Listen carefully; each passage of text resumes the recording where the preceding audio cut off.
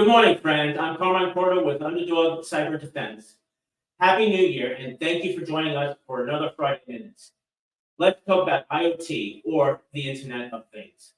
For those that don't know, IoT, or the Internet of Things, refers to internet-connected devices that may not have a traditional user interface. Most of these devices are connected via the app on your cell phone.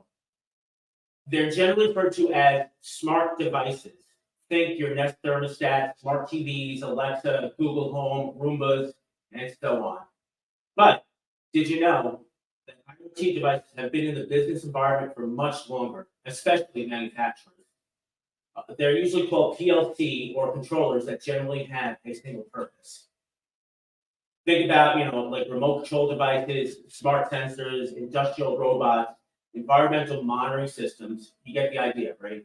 Many businesses will put these devices on the same network as their corporate or data network. Why is that a big deal?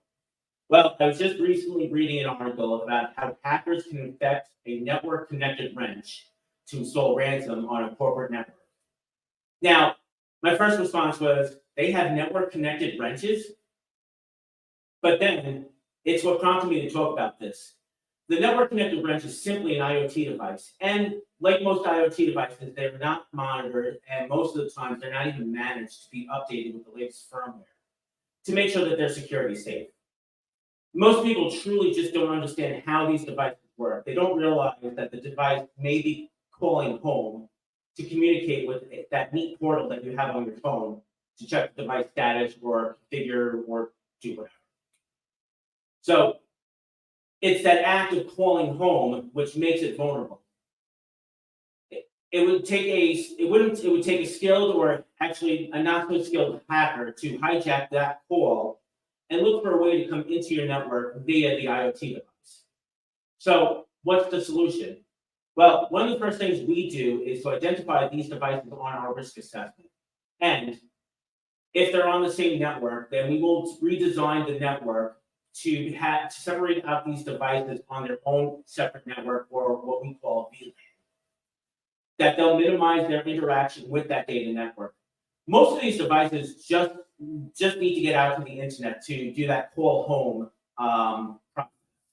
And that's it. They never really need to have access to the internal network. So we just separate that traffic out, and and then they don't have access to the corporate network, and that minimizes your risk exposure.